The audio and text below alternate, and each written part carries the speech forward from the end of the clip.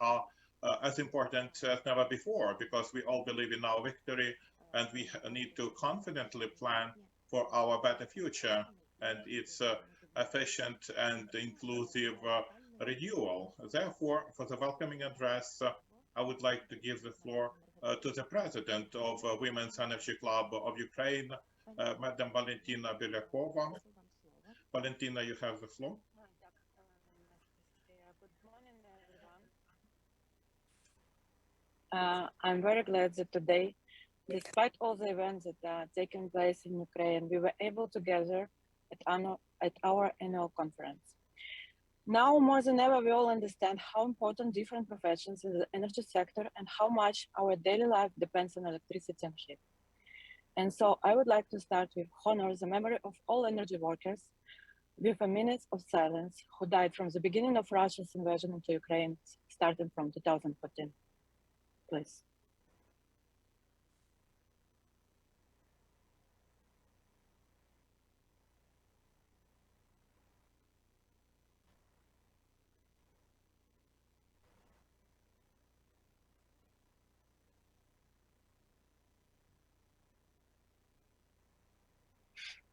Thanks to them, and big thank you to everyone who on every day keeping the heartbeat of our Ukraine energy system. We are confident in victory. We are confident in the rebuilding of Ukraine. And for this, we must be sure that women will have equal access and rights for their niche in the Ukrainian energy sector. For us, it's quite important right now, the support, international expertise, mentoring. We must be sure that those women who left Ukraine will be sure that they will return to rebuild Ukraine with their experience and knowledge, that they will be able, those who left Ukraine and those who keep staying in Ukraine, that they will be able to build their own businesses, that they will have enough knowledge, opportunities to receive fundings, that they will bring this knowledge and they will involve more women, their kids, their children into rebuilding Ukraine and to make it fully equal access for everyone. So thank you, everyone, and let's rebuild Ukraine together. Дякую, пані Валентино, за такі надихаючі ваші слова. Також, шановні учасники, дозвольте вам. Thank you for these inspiring words. I would like to introduce Oksana Aliyeva, the coordinator of the program Climate Change and Energy Policy of the Heinrich Böll Foundation, as well as a member of the board of Women's Energy Club. Madam Oksana, you have the floor. Thank you for this opportunity. I would like to thank the participants and the speakers for being able to connect in such difficult times and participate in the fourth conference, Energy Without Gender. As Anastasia mentioned before, for us it was not the easy decision. We hesitated for a while whether to hold the event under such conditions when part of the population of Ukraine does not have continuous access to electricity in particular. And they have to prioritize what to do, basically, whether to connect to the event and hear the discussions or cook the food for themselves while they have access to electricity. From my observations, I can say that before this women are facing this choice, are put before this choice, because anyway they have the duties mostly to provide all the domestic items for their families, and the women have to prioritize even more between the professional and personal, between home and work. Our event today is called to highlight such issues. And also, I believe that even under the conditions of the war, anyway, we need to do our best to put all our efforts at the topic of gender equality, in particular in such sectors as energy sector, is on the first places, in the top of the topics nowadays reviewed in Ukraine's discourse. Because if now we drop the topic of gender equality from our attention, after the end of the war, when there will be the matter of fast actions for renewal of Ukraine, it will be difficult to start from scratch and integrate the aspects of gender equality into rebuilding Ukraine and of the energy sector in particular. Therefore, in order to discuss what future do we see of the energy sector of Ukraine, what should be the renovation, how it is connected to decarbonization, we invite you to participate in the conference of this year as well. I invite everybody to the first panel discussion. I wish everybody a fruitful event, and I really hope that we all be able to calmly, with no air alerts, with no disconnections of electricity, to spend the next 1.5 hours in the very interesting company of our distinguished speakers. I return the floor to Anastasia. За ваші слова. І так, я також сподіваюся, що Thank you very much indeed. I also hope that today many of you of us will be able to hold a fruitful conference with no power blackouts. Shall we start the first discussion panel, which is called Implementation of New Opportunities for Women under Conditions of the Wartime? And let me introduce today's moderator of our panel, Ima Hrenova-Shimkina, Director of the Project of Promotion of Energy Efficiency and Implementation of the EU Directive on Energy Efficiency in Ukraine. Ima, you have the floor.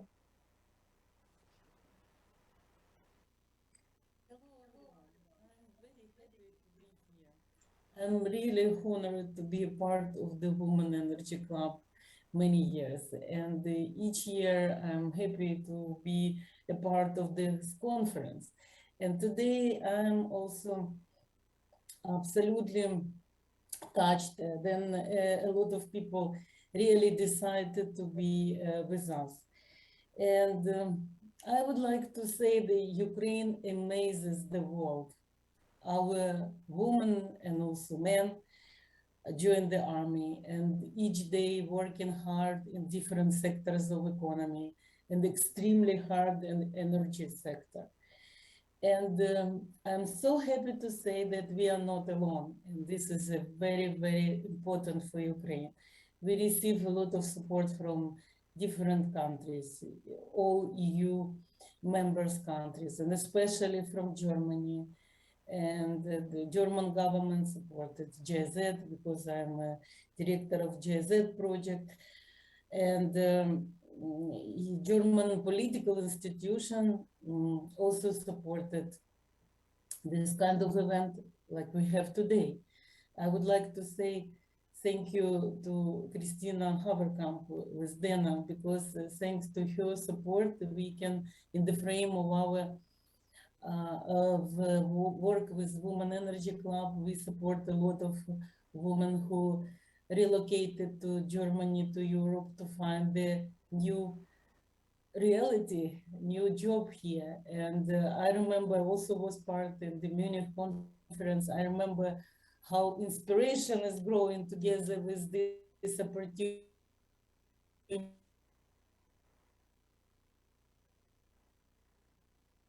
when they see, because the move what we have today. And today I'm so happy that we will have this super interesting discussion. I'm so happy that we have a very powerful woman as a speaker in our event. Today we should discuss about how to transfer the war problems and challenges to the opportunities. We know that it's possible, and how to use this moment for the greater involvement of the woman. How to create condition that the women with kids will come back, what to do and how to support IDPs, how to help companies, the perspective of the personnel, to keep the people, to motivate them to work. And because without the stable economical sector, we cannot survive. We cannot just use humanitarian support. Ukraine should be strong themselves with the strong economy. And I'm sure now we will see very interesting thoughts from our very experienced and very honored speakers, and I would like to introduce each of them. First, our speaker will be Christina Haverkamp, Managing Director of DENA. Christina has been DENA's Managing Director since October 2015. In this role, she holds responsibility for the hit topic related to international cooperation, sustainability in the transport sector, and this allows her to build on her experience in European economic and environmental policy. Christina Haverkamp studied law in Germany, Switzerland, and the USA. Happy to see you, Christina, and I would like to introduce other speakers. My question will follow after the presentation. We also have Irene Reichel, Senior Advisor of the Global Women Network on the Energy Transition. I would like to also mention that I'm a mentor of your network, Irene, and I'm happy to see you here. Dr. Gina Reichel is the president of the Global Forum for Sustainable Energy, and she was a long-time vice president of REN21. She also Austrian ambassador to the People's Republic of China and Mongolia, and Austrian ambassador to Brazil and Suriname. Ms. Ambassador, we are happy that you are with us, and I am sure it will be a very interesting discussion because you are working on the global issues and you held numerous international bureau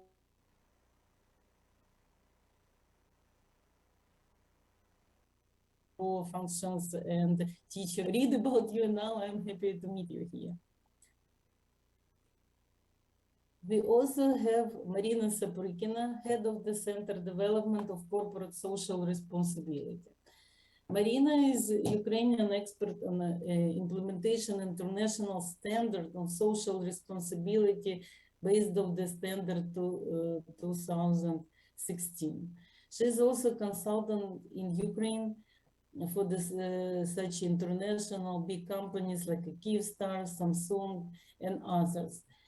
And she is a designer of the strategy, social corporate responsibility strategy on national level. And she is the author on more than 40 papers on this topic. Happy to see you here, Marina, and also Marina, just one speaker who will have a presentation. And last but not least, my friend, Yulia Rybak. Yulia, happy to see you here. Yulia is here. I did not see him. Yulia, hello, Yulia, I'm happy to see you. And Yulia is a co-chair of the Secretariat of the German-Ukrainian Energy Partnership. It's also one of the projects that implement GIZ in Ukraine together with support of the German government. And within the framework of the German-Ukrainian Energy Partnership, Yulia promotes and uses the green technologies to replace gas, coal, and oil, which will help to abandon Russian energy carriers and accelerate the energy transition.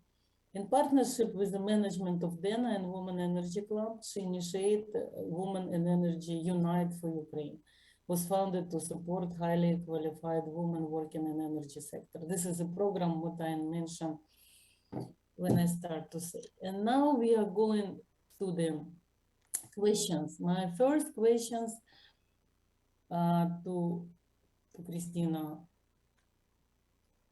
Haverkamp. I'm sorry, Christina, my question, how do you see the process of the woman empowerment in this time in Ukraine in order to use this window of opportunities for women in the energy sector? Well, first of all, let me thank you very much for the invitation to this panel. Please let me express my compassion and my sympathy for the situation in which you are in. Let me also express my deep respect for the way that the Ukrainian people, both men and women, are dealing with the Russian aggression. I think it is very impressive how brave you are reacting and how consequent, you are decisive. I think I should say how decisive. You are coping with extremely difficult circumstances, both in the war and at home, with 40% of the energy capacities, I think, destroyed, and the remaining capacities being under focused attack in a very dirty war. Now coming to the subject of today's panel, my impression is that pre-war Ukraine women were actually comparatively well placed in the economic sector. They were not as well placed in the political sector, but in the economic sector, I think the gender gap was far below average worldwide and rather comparable to the situation in Germany. However, in particular, I understand this is due to the fact that very many Ukrainian women set up businesses. When it comes to being employed, it apparently used to be more difficult to make a career. This is in particular true for the situation in the power sector. And now, of course, you can ask yourself, why, and does wartime change the situation to a certain respect, in a certain way? Probably the reasons are manifold. We find a comparable situation in Germany. Women in the power sector and the energy sector are comparatively underrepresented. And there is, of course, a conception that this sector is somehow connected to hard work. It's a man's world. It is also connected to the fact that fewer women take academic courses than men in this sector. But I think this is where somehow the cat butts its own tail. If you know that you're not likely to make a career in an energy business, then why should you study it? You rather turn someplace else. I think for those women that are remaining in Ukraine and that are already experienced in the power sector, the gap, which is a result of men having to go and fight and going to fight, does offer opportunities, does offer the opportunity to rise, to take more responsibility, to show what you can. And I think, as always, with women's emancipation, self-confidence is also an issue. And taking over new obligations in situations of emergency gives rise to more self-confidence. And I think will show that in future and after the war, women are more respected and are also more self-confident. However, I understand that 90% of the civil refugees from Ukraine to outside of Ukraine are women with children. And this I can also understand very, very well. In particular, when you have children, you have to ask yourself, can you really take over the responsibility to remain with the dangers for your children? And I think for those women, it will be very important to link up with energy-related networks and with energy-related companies, such as, for example, DENA, and see that they keep in touch with what is happening in the energy world, and maybe even get a closer understanding of what energy transition is, to take that back home to the Ukraine after the war and help rebuild the country on the basis of a profound understanding of climate and energy policies in the surrounding countries. That much for starters. Thank you.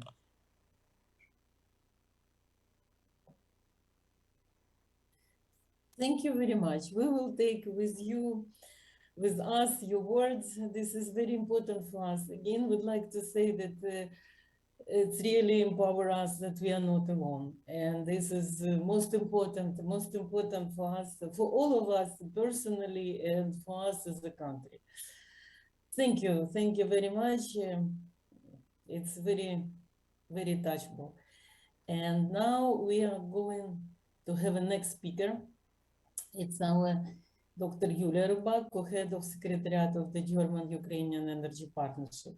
Yulia, my next question to you. How do you see the support of women in energy sector during the war in Ukraine? What international experience can be used for the empowerment of women? Please, Yulia. First of all, I'm very grateful to be here with all of you. Thanks to Women Energy Club for gathering such a highly professional audience and honored speakers and raising such an important topic in challenging wartime. As a representative of German-Ukrainian Energy Partnership, I strongly believe that initiative that was launched by the partnership with the Women Energy Club and DENA with the ambitious name Women in Energy United for Ukraine will be really a very powerful vehicle for women in energy and related sectors to support, to identify and enhance the potential exactly German and Ukrainian energy transition that still is ongoing, and in the past war and recovery of Ukrainian energy sector. What is this initiative about? First of all, for those who are staying in Ukraine, women in energy and related sectors, it is about reintegration into the Ukrainian labor market.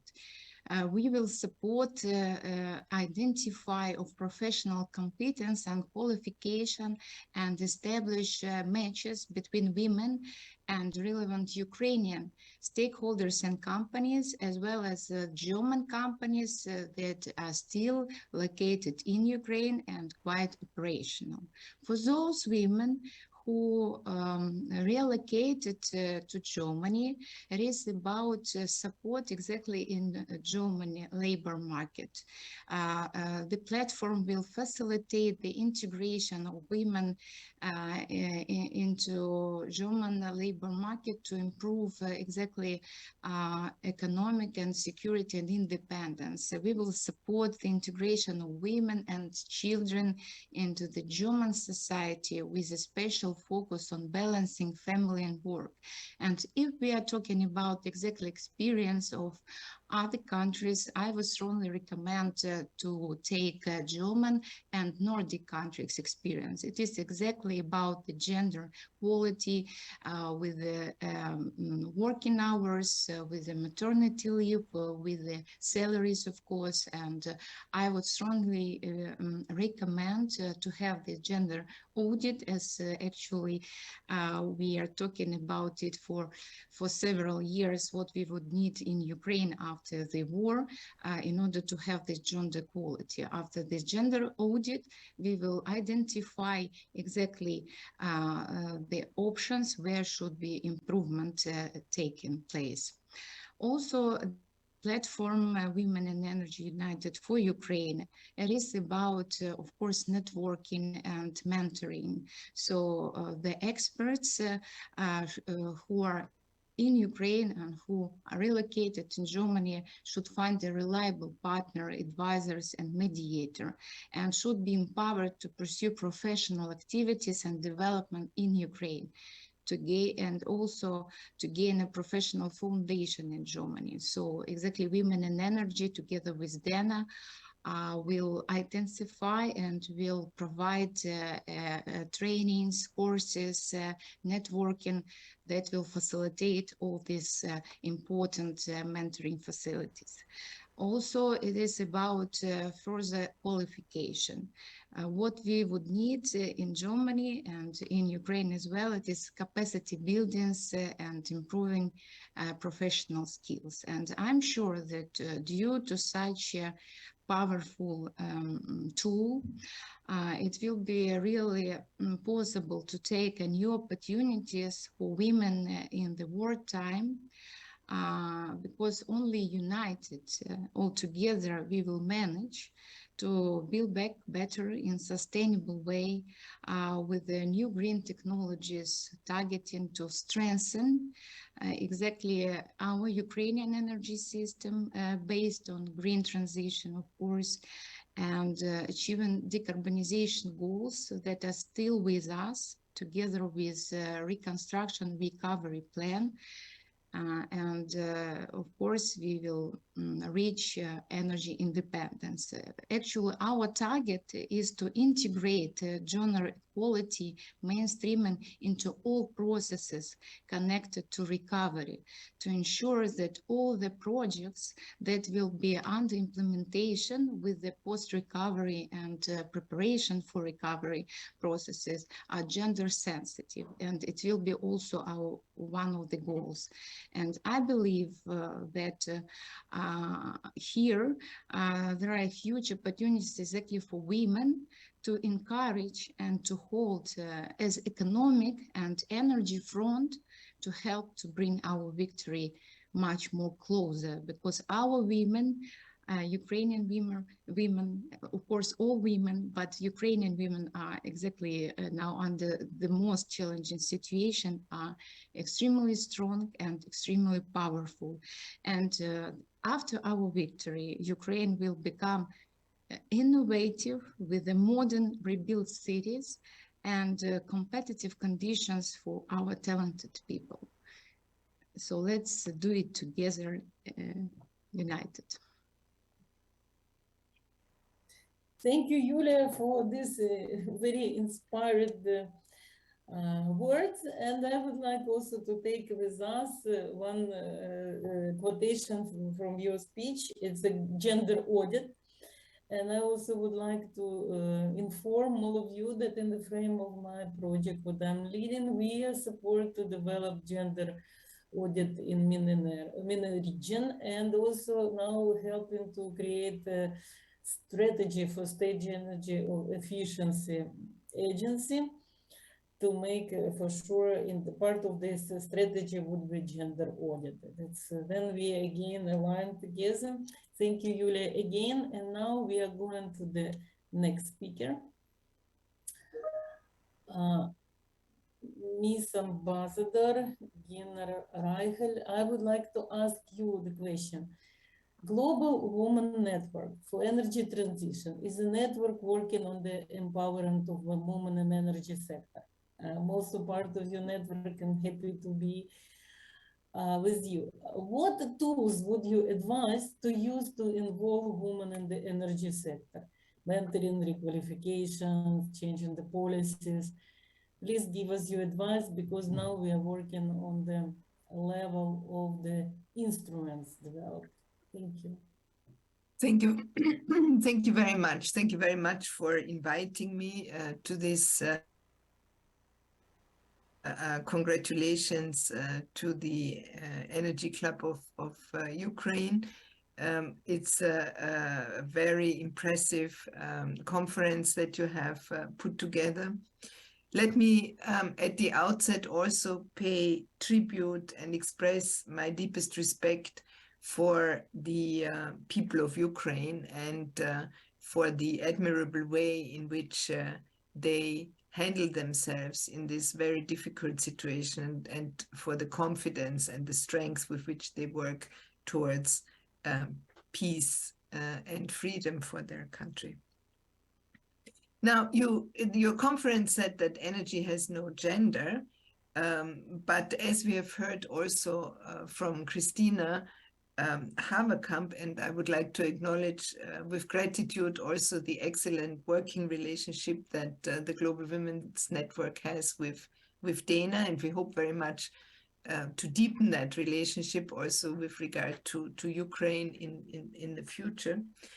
As we have heard from you, Christina, the energy sector usually is quite male-dominated, and that is the same in Ukraine as in many other countries. Now, the situation in Ukraine and the aggression, the Russian aggression to Ukraine also drove home the point very forcefully that energy goes to the heart of national security, of national autonomy, to work with other nations the way a government chooses to. And therefore, the energy sector will also play a very, very crucial role in the rebuilding of Ukraine when the moment comes. And I hope very much personally that this moment comes soon, when the arms and the fighting can stop and we can revert to a peaceful situation in justice.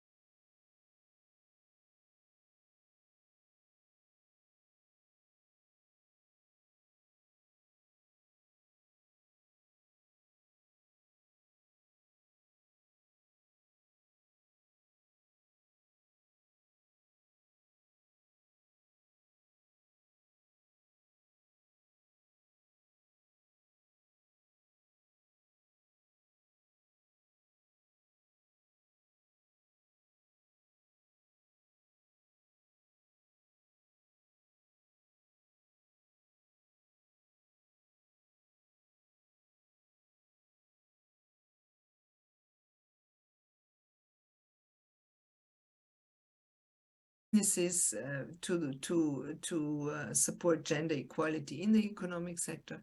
So there are many tools out there. I think the important point, and with that I would like to close, the important point is that women are at the table throughout the process. And then they can speak for themselves and they can make their needs heard. And they can also bring to the decision making the unique experience that only women have. And the perspective of women with children that was brought into the conversation earlier is a very important perspective that we cannot forget. And the decisions that we will take in this inclusive and participatory way will simply be better than the ones that could be taken if women were not at the table. Thank you. Thank you very much. It's also a lot of instruments what we will take with you, from you, with us. And I think very important what you said is recreate society, transformate society and put women to the table. I think this is a very important message, and we will be happy to think in this manner, because we are all the time talking about the rebuilding of the building country, but it's important to understand. And also you said about commitment of the business, and this is very good bridge to our next speaker. Thank you, Irena, for you. And now we are going to Marina. Marina, we also have a question for you, because you see, without the business, we cannot have a strong country, and we cannot do nothing in principle. Then how, from your perspective, from entrepreneur's point of view, what should be done to make business more woman-friendly, gender-oriented policies, and what barriers can be there? Please, Marina, floor is yours. You can share your presentation.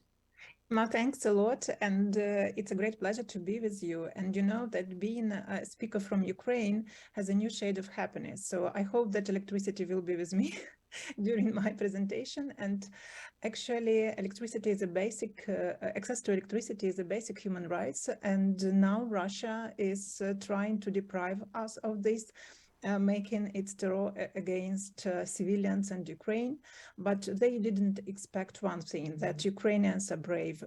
We have brave Ukrainian soldiers, we have brave Ukrainian businesses, and yes, we have brave Ukrainian electricians. So thanks for electricity under such critical times. Actually, I'm also a national and international consultant of UN Women.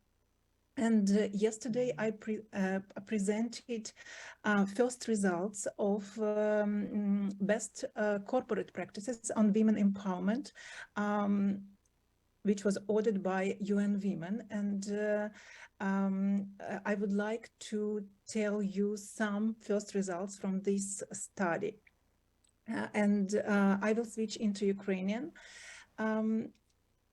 We have interviewed, good morning once again, we have interviewed the employees of the companies, about 40 participants from the companies, from the government agencies, from civic organizations, about what women want today. I would like to mention several aspects. First is relocation. This is important, and you may understand that after 10th of October, when there was the next wave of shellings, again, the matter of relocation became more important. Second is a flexible work schedule. Thirdly, this is the support of mental health. This was not discussed, but today this is a very important aspect that the companies must take care about. The second is raising salaries, financial support. We all understand inflation in Ukraine, inflation in Europe, inflation all over the world. Yet, nevertheless, this is also important for Ukrainian women, because this is also related to the problems of rentals of homes, opening kindergartens or children's centers in the companies. this was just mentioned. This is also important. You may understand, not in every kindergarten, not in every school there is a bomb shelter. Therefore, it's very important when we speak about the work, rebuilding of the economy. The companies have to focus their attention on that. I would like to say that when we have studied the practices, the companies are already focusing on that. Organization of parental day in the company when they could be taken to work. The opportunity to visit the doctors during the work hours, and also education, training inside the company for promotion, development of qualification. And the key thing, whether we include the gender or shall we not, it's not an issue any longer, because we are bound to do that. Because if today the men are in the front line, yes, there are 15% of women also in the military who also defend Ukraine. I would like to thank them for this. But also today, on quite many vacancies, the women come. And today, Ukrainian companies are teaching, retraining and training the women, provide professional development for some vacancies, which were considered for men, they already consider women. When we have compared the practices in the companies before the beginning of the full-scale war about economic empowerment of women, those were four main things, four main blocks. First, hiring procedures and deployment, support of women at the workplace, in the professional sphere, mentorship programs, balance between work and family, and also support of women at the level of the communities, working with civic organization. When we say during the war, what the companies are doing today, or what the companies can do today in the context of improvement of the economic empowerment of women. First is a remote mode of work. We need to thank COVID, which taught the companies. Quite many companies have quickly reoriented for remote work, also relocation of the employees and their families. I would like to say one important thing. When the companies, in the first days, first months of the war, did not divide employees into men and women, they helped all the employees equally. The third thing the companies do is providing psychological support. In those companies which had it, have reinforced those programs. Those who did not have started them. We speak of the major companies. This is also important to understand. Also financial support. Some companies, including international ones, have paid bonuses and so on. What are the new directions? Today, as we have discussed, this is training of women in the new qualifications and specializations. Also employment of IDPs, internally displaced persons, mainly women, and also organization of children's rooms in the offices for the employees. And also today there are programs. There are companies that have initiated support of Ukrainian women, Ukrainian leaders who will rebuild the country. In the plans, this was in the plans before the war. Nowadays it is in the plans after the war. We did not find such a practice about promotion of women in the supply chains. This what can be done. We began to discuss with the companies that the companies procure from women's businesses, and support them. This is possible, and this can be as one of the pieces of advice of what nowadays the donors can do, what the companies can do in order to support Ukrainian women.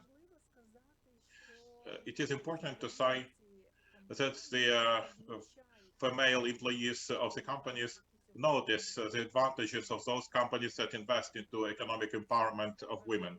And this is important. And of course, in the times of post-war rebuilding, women will be among those who will rebuild the country and will be actively involved into those spheres where previously only men dominated. This is a very brief review. When we say that we recommend, this was discussed, there is a program of requalification, the program of psychological support, children's rooms, Of course, we speak about gender audits, and also that the companies today can post factum evaluate the impact of their programs on men and women. And using this opportunity, I would like to say that during the war, we have initiated the new program for women. I'm very proud. This is Ukrainian Women Entrepreneurs Hub of Ukrainian Women Entrepreneurs. We have made the first graduation of women, Ukrainian women who were IDPs in Ukraine or refugees abroad. There was an online hub, and now I'm proud that we shall be the offline hub in Ukraine, also in the liberated territories for Ukrainian women entrepreneurs. It seems to me that also investing into women's entrepreneurship is a very cool opportunity to drive the economy of Ukraine and to support Ukrainian women. And also, this is a very important aspect that the partners can do. The companies, donors, civic organizations, because not all the companies will keep the same number of employees, both men and women, that they have. But they can invest and help those women who will dismiss or will be dismissed by the companies to help them to start their own business. Therefore, today, we cannot say what we can do for women's economic empowerment. It's already with us. Simply, we need to review which sphere shall we take and what shall we do exactly. Thank you.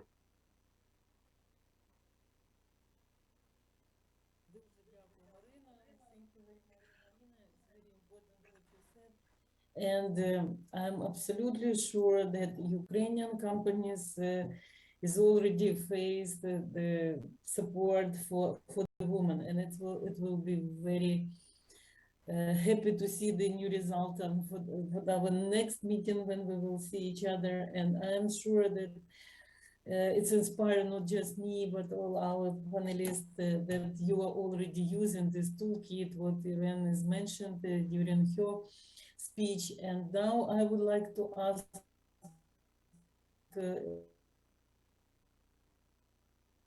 all of you, do you have a comments? Maybe you'd like to add something to stimulate some further discussion. We have additional time, a little bit. Who would like to have a comment?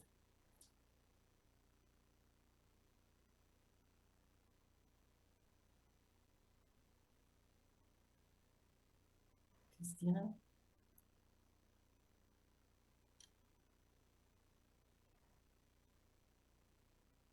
Here we go. Thank you. Well, just one short comment. There was a lot of mentioning additional instruments and procedures as far as women's participation in the workforce, in particular in the energy sector is concerned. And I think this is important. However, talking from what I've been told by my parents of the German post-war experiences and what I have seen in other countries post-war, there is going to be, and this is very sad, but it's also the reality, there is going to be a lack of men. After the war, there will be less men in proportion to women. And I think what is extremely important is getting the mindset, and I think this will develop by itself it is developing probably by itself during war times, getting the mindset so that the women in Ukraine are ready to taking over now, I think, already to a very large extent, and taking over even more after the war, when there is so much reconstruction to be done. And I'm very confident that this will happen, and this will change also the relationship between the genders in the long term.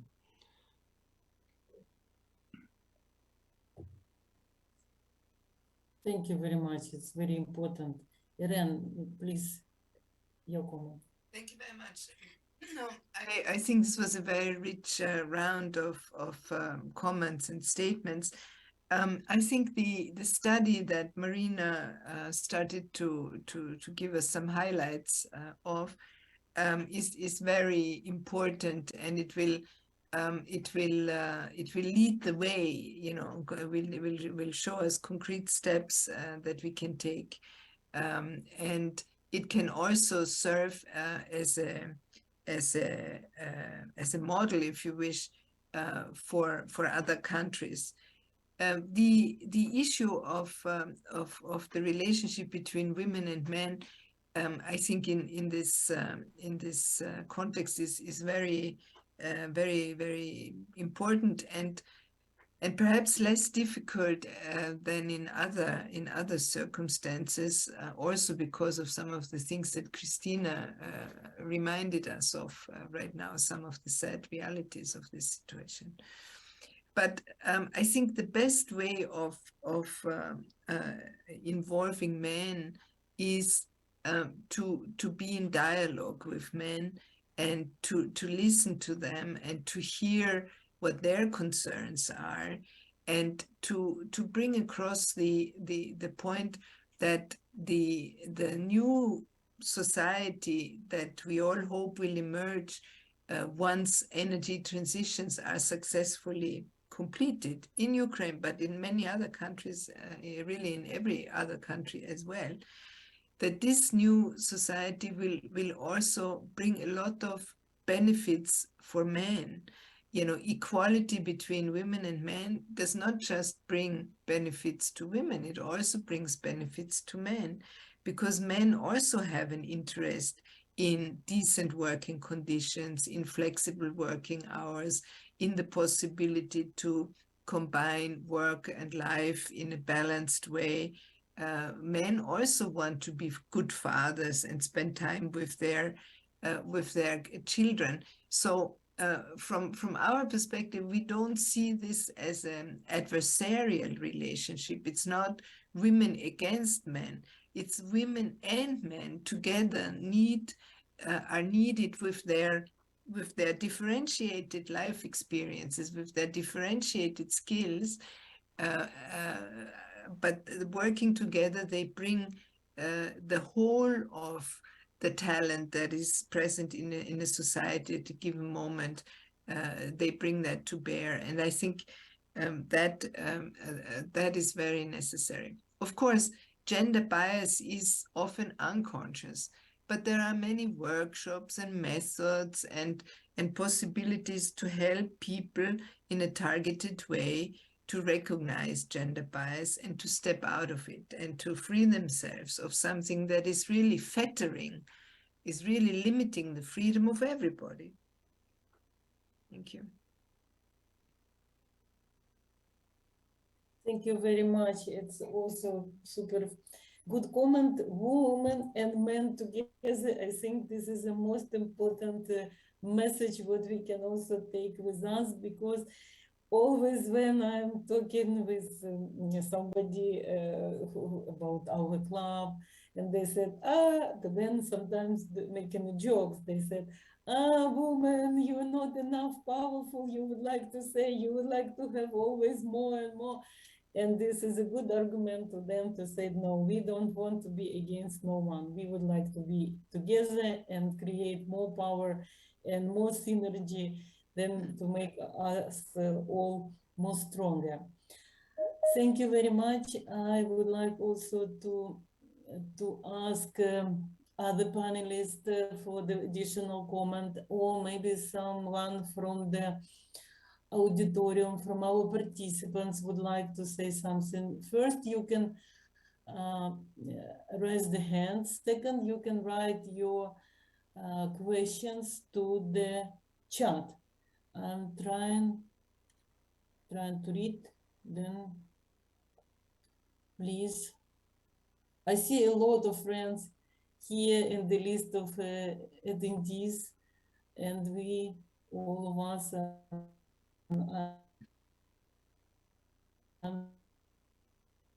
personally would like to inspire you to talk to us?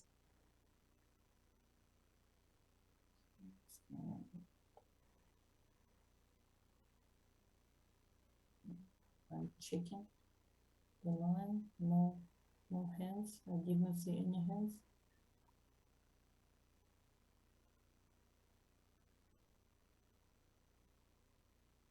Okay. Then Yulia, Marina, do you have something? Who will start? Yulia, давай. Yulia, Marina, you were second. Yulia, first, no.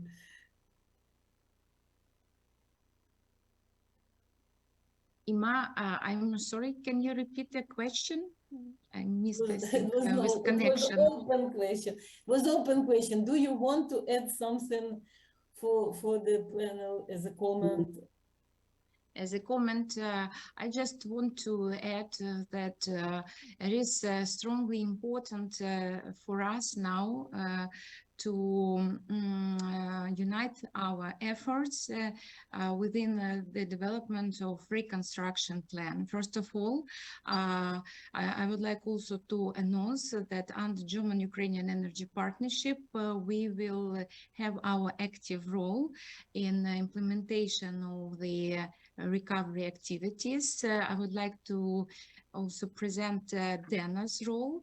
It will be a very important role under district heating activities, because now Dana is working on solutions for district heating for the occupied regions, and we are looking forward for the implementation phase where we can have not only the recommendations that are very important, but also the real efforts where we can really provide important equipment. Also would like to mention that under partnership we are working on the just transition, on energy efficiency, but it's with Ima as a director of the project, and of course we will work on the hydrogen and biomethane activities. And for all these initiatives, women role are highly important, and I would like just to invite all of you professionals from energy sector and related sectors to be part of our activities that will be targeted on the recovery and all the on the green transition, and of course, as I mentioned, to build back better. Thank you. Thank you, Yulia. Now, Marina, please. And I see the questions in the chat. I will read it afterwards. Yes, I would like to add once more that I'm a great fan of women entrepreneurship, and I think that we need to develop this. And as before, I told you some strategic things, but also we can do some practical things. First is to buy something from Ukrainian entrepreneur, and you can do it after this conference. And I think it will be just a small step to do something.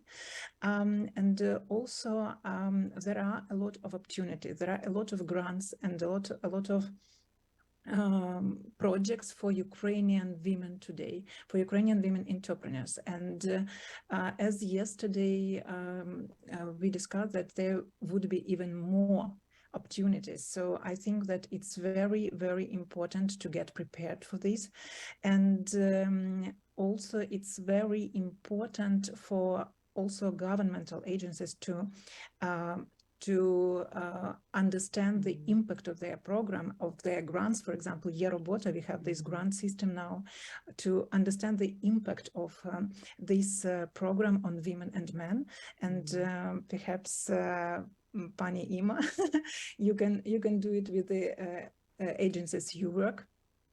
And regarding Marina's question, because I read it, and Ima, perhaps later you could ask other speakers. I think, Marina, it depends on the company. If you're asking about the company, so I think now it's a business case, because when we are talking about business case, it means that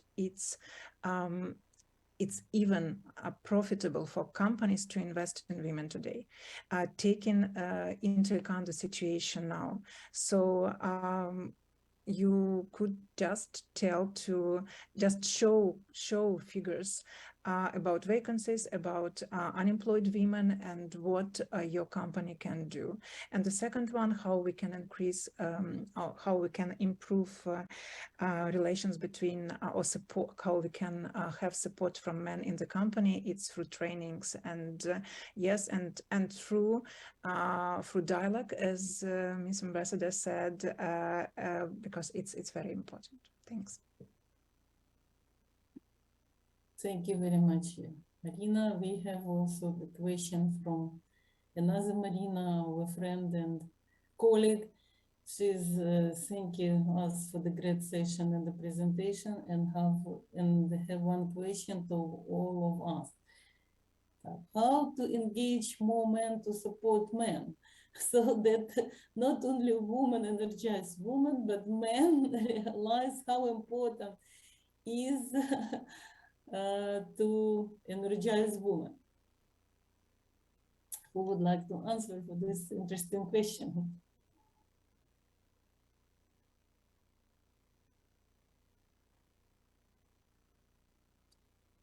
I can say a sentence or two. I think one of the observations that many of us have made at conferences or at panels, etc., is when we talk about gender dimensions, be it in energy or in any other field, then there are usually women on the panel and women in the auditorium, and very few men, right? And then when we talk about other aspects of the topic, then the proportion is often reversed. So I think one step forward is really to devise gender discussions in conferences in such a way that there are not only women speakers, but also bring men on the panel and ask them to state their views and you know, engage in a dialogue with them. In most of the contexts, the men will be quite supportive for gender equality, because I think most enlightened men have understood that gender equality is a good thing. So bring them to the panel and allow them to say what they have to say. And we also need to hear where they see perhaps problems, right? I don't know, perhaps in the skilling part, or perhaps in the life balance part. I don't know. But at any rate, we need to listen also to what the men that are reasonable men, right? I mean, we, of course, but they have to say, and to learn from them and to engage with them in a dialogue. I think simply to bring a man on the panel when we talk about gender diversity will change the dynamic, and not just perhaps bring one man on the panel, but allow for some balance on the panel, right? And at the same time, make a big effort to bring women on panels that are directed to so-called technical subjects, so that there is an intermingling in both categories of panels. Of course, that is only a small measure because it will only relate to conferences, but then it can be extended to other situations in the work of a company or in the work of an institution. Thank you.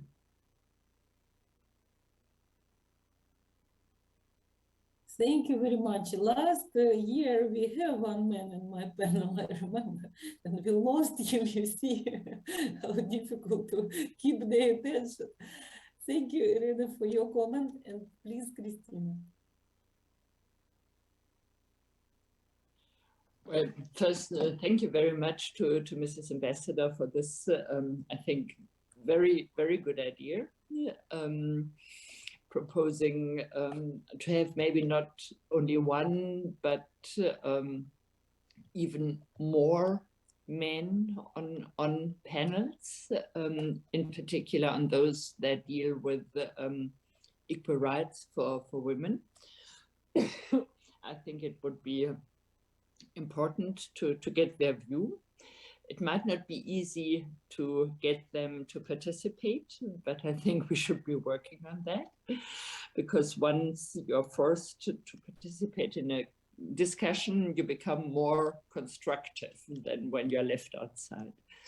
In fact, I've always promoted the idea of having a male equal opportunity representative in larger companies, so that his male colleagues might trust him more when he says it's good for you. When a woman communicates this message, for some it might mean she is self-serving. If a man communicates such a message, he is beyond that doubt. And I also think it's really important for women to participate in technical energy-related discussions, because you are seen, you are perceived. And I think the perception changes the attitudes. The more women you see on TV, in panels, on the board, the more natural it becomes and the more acceptable it becomes. So I believe that is really important too.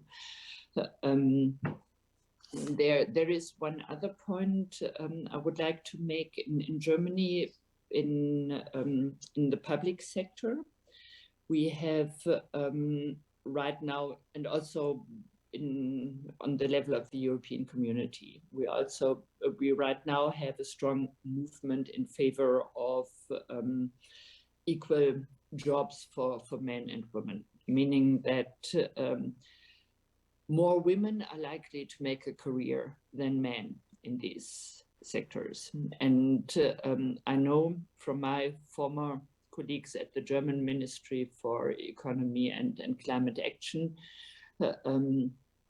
that they are a bit afraid of what is happening. They think they're missing out on career chances that they would deserve. I don't think that's right, but I also think it's important to offer men things that are important for women, but also important for men. And Mrs. Ambassador pointed some things out, like men do want to care for their children. So if you have a good regulation on taking off time to care for children, we see that more and more men will be willing to use that. Making attractive offers to both genders, I think, will also contribute to changing the mindset.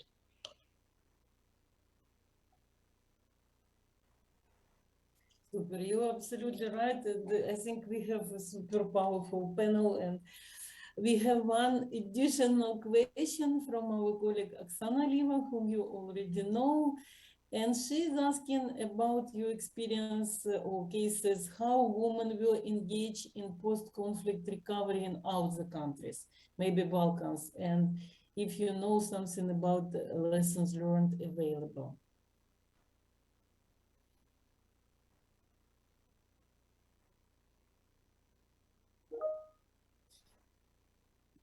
Ima, Yes, please.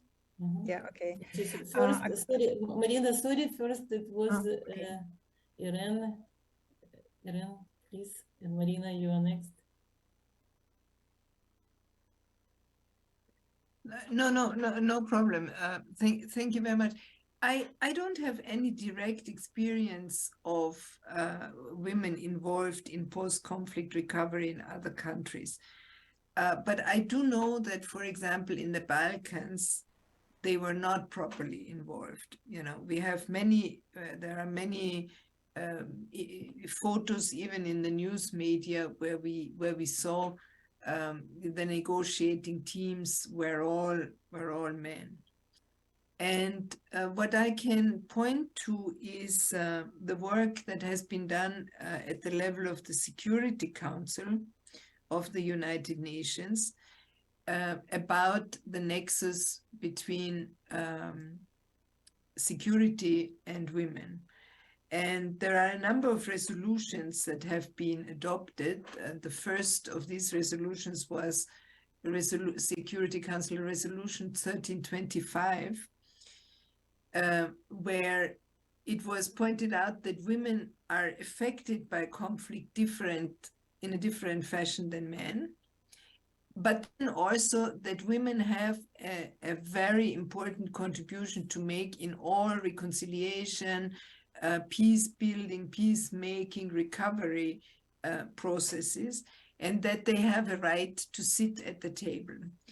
And several other resolutions have been adopted by the Security Council also in the following years that go into more detail about these questions. And they all reinforce the issue that the women have to sit at the table when it comes to discussing issues that have to do with the future of their societies, the future of their countries. And if they do, then there is usually a better perspective of a lasting good development, a lasting peace, lasting economic recovery, lasting social recovery, etc. Because simply, they bring so much of talent and life experience to the table. And they can then also teach the young, and they do teach their neighbors, etc. Women are multipliers in the society. So if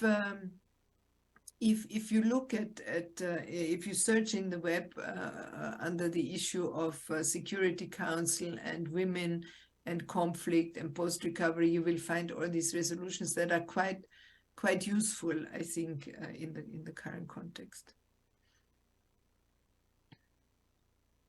Thank you very much. Marina, please. Sana, thanks a lot for the question. Because within the UN Women's Study on Best Corporate Practices, we also wanted to study international experience, and we discussed quite long with many non-governmental organizations and governmental representatives which countries we should take.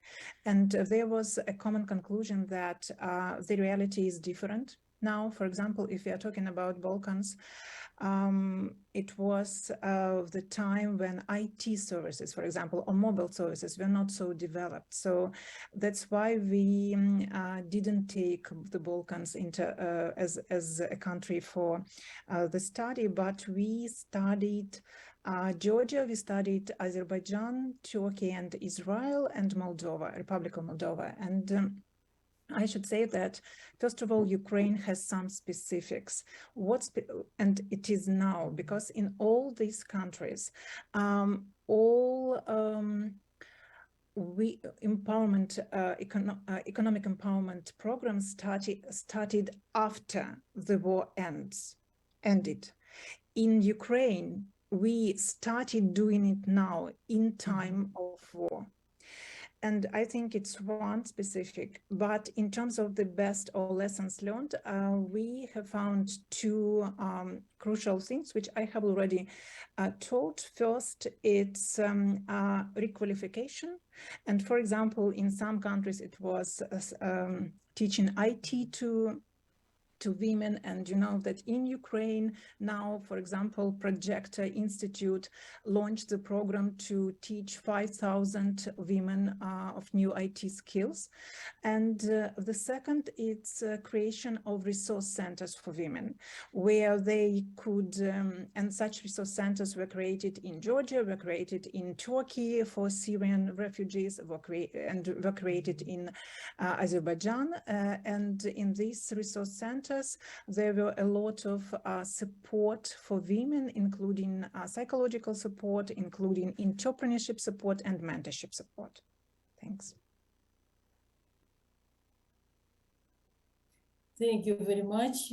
We have just 5 minutes before the end of our very active and intensive and knowledgeable panel, I see one question, Marina, for you about the English version of your research.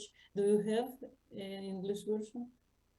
First of all, it's not my research, it's UN Women research, and now they are discussing, and I told you that it was preliminary results, so now we are discussing it. The results will be validated with NGOs and with governmental agencies and donors, and I hope that by the end of the year it will be in Ukrainian and in English.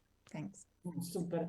Then please don't forget and make a reminder to send us all of our panelists, because the question was from Marian General to have it, but I think for everyone it would be interesting to have it also in English.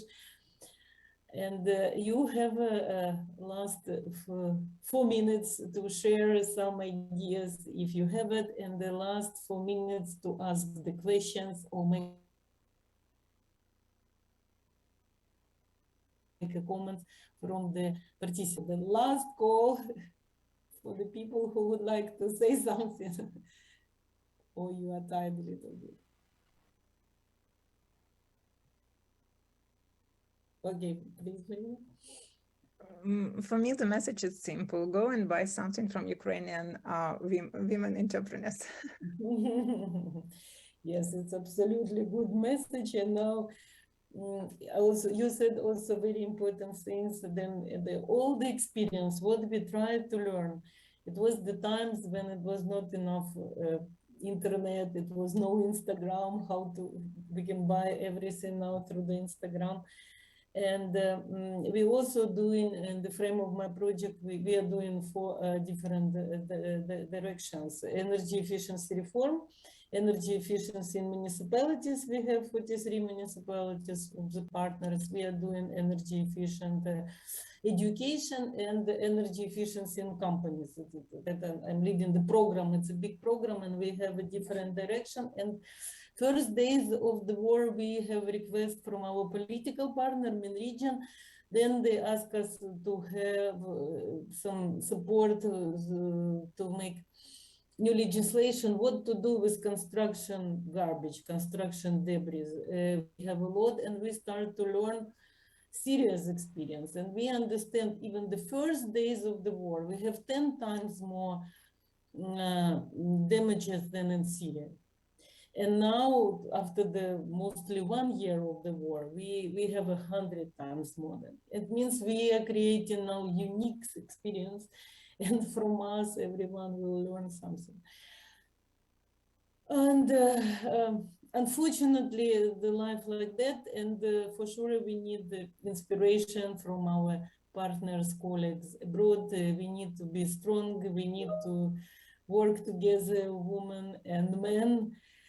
And I'm happy that we have a very good mood, country have a very good mood, and really would like to again to thank Ukraine amazes everyone, even your own people. And we're really happy that we have a good mood. We're really happy that we still have electricity. We have one more question: how to invite women, specialist women, to go back to Ukraine? How to make.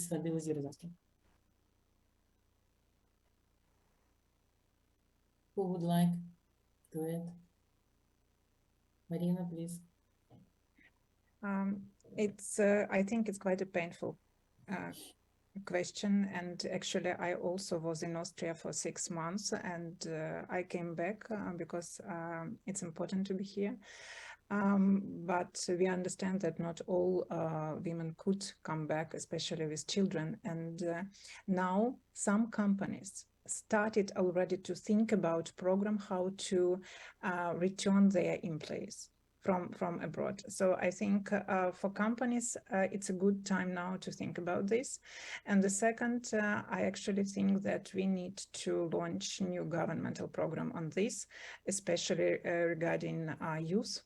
and how to do this. Actually, there are a lot of questions, but I do not still have the simple reply, but I think some grants, some support, some interesting innovative opportunities should be for people.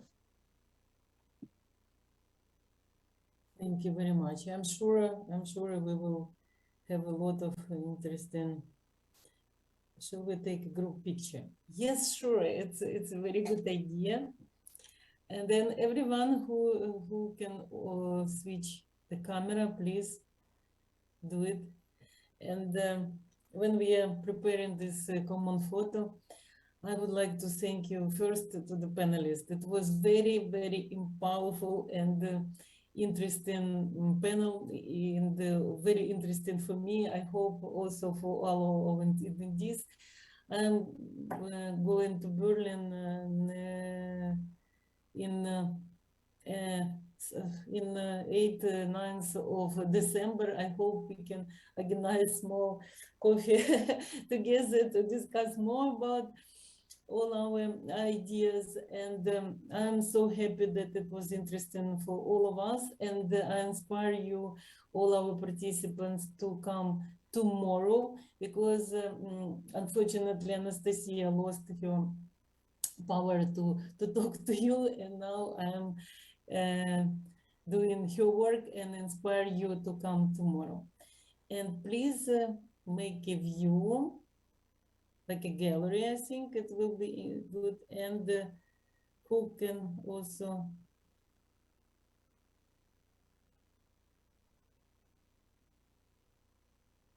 switch the camera, please switch it. And who would like to make a photo, please do it.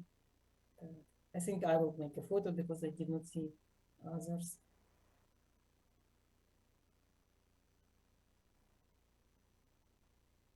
Ready? Smile. Good. Good. Thank you very much again, and hope to see you soon. Have a nice day. Thank you.